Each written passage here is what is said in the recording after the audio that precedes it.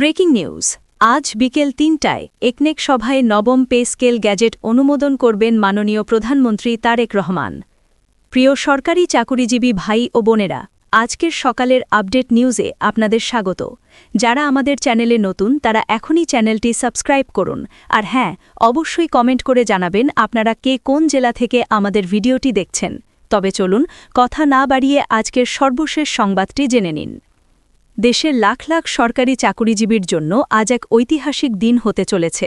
দীর্ঘদিনের প্রতীক্ষা আর জল্পনা কল্পনার অবসান ঘটিয়ে অবশেষে আলোর মুখ দেখতে যাচ্ছে এই বহুল কাঙ্ক্ষিত পে স্কেল। সারা দেশের প্রতিটি সরকারি দপ্তরে আজ যেন এক উৎসবের আমেজ।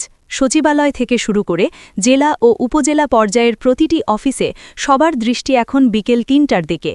আজকের এই অত্যন্ত গুরুত্বপূর্ণ সভায় কি অবশেষে সেই বহুল প্রতীক্ষিত পে স্কেল গ্যাজেট অনুমোদন পাচ্ছে কিনা তা নিয়ে জল্পনার শেষ নেই। তাই ভিডিওটি সম্পূর্ণ দেখলে আপনারা এই বিষয়ে সবকিছু পরিষ্কারভাবে বুঝতে পারবেন। সকাল থেকেই আজ প্রশাসনিক অঙ্গনে এক অন্যরকম ব্যস্ততা ও চাঞ্চল্য লক্ষ্য করা গেছে।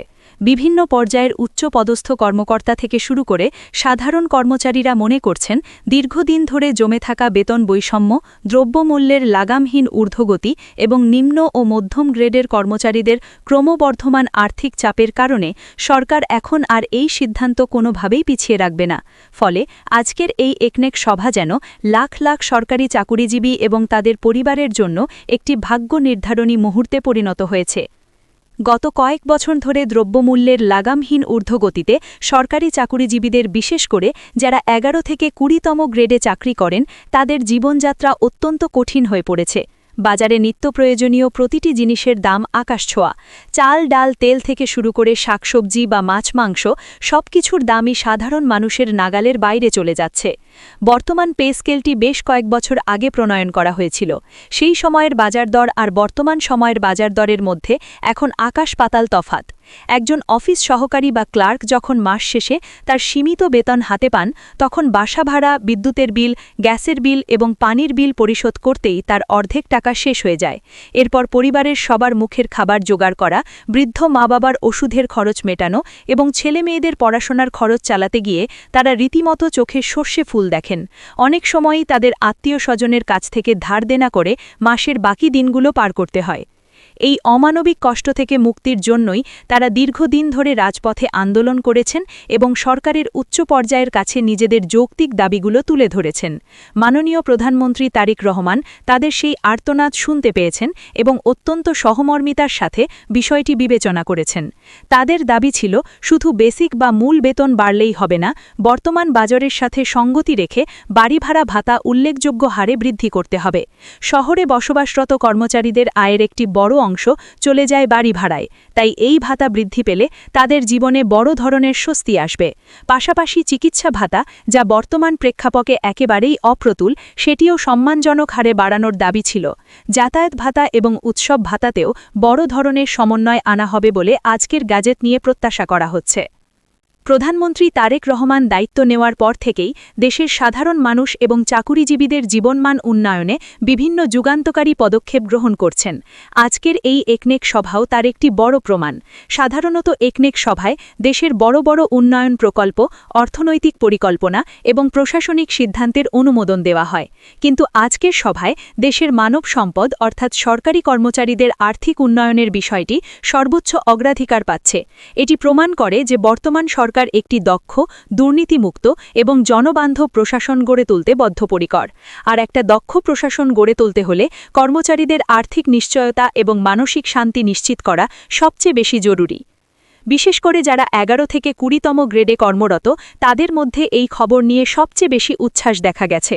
তারা গভীরভাবে আশা করছেন যে নতুন গ্যাজেটে হয়তো কিছু নতুন ইনক্রিমেন্ট, গ্রেড ভিত্তিক অতিরিক্ত আর্থিক সুবিধা এবং দীর্ঘদিনের কিছু বকেয়া সুবিধা যুক্ত হতে পারে। অনেকেই এটিকে চলতি বছরের সবচেয়ে বড় সুখবর হিসেবে দেখছেন।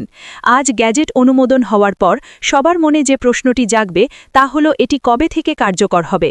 প্রশাসনিক বিশেষজ্ঞরা মনে করছেন সরকার হয়তো খুব খুব দ্রুত এটি বাস্তবায়নের সম্ভাব্য তারিখ এবং ধাপে ধাপে বেতন বৃদ্ধির রূপরেখা সামনে নিয়ে আসবে। বকেয়া সুবিধা যুক্ত হলে সেটি চাকুরিজীবীদের জন্য হবে এক বিরাট উপহার। এই এককালীন অর্থ দিয়ে হয়তো অনেকেই তাদের দীর্ঘদিনের জমে থাকা ঋণ পরিশোধ করতে পারবেন, কেউ বা সন্তানের উচ্চশিক্ষার জন্য ব্যাংকে সঞ্চয় করতে পারবেন।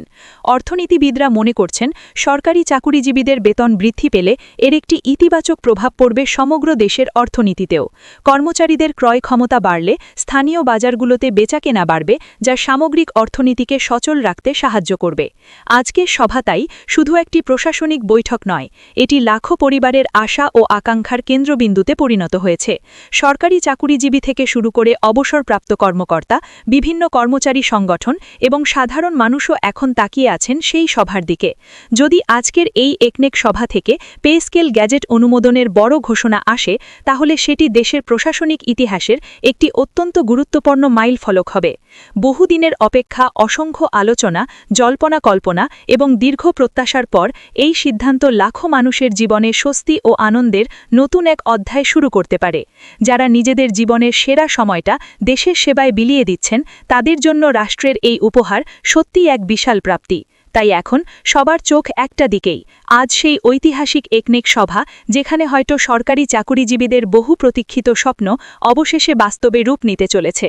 তো বন্ধুরা, যারা যারা সরকারি চাকুরিজীবী এবং কর্মচারী রয়েছেন, তাদের সকলের জন্য আমাদের পক্ষ থেকে অনেক অনেক শুভকামনা রইল। আজকের এই ভিডিওটি এই পর্যন্তই ছিল।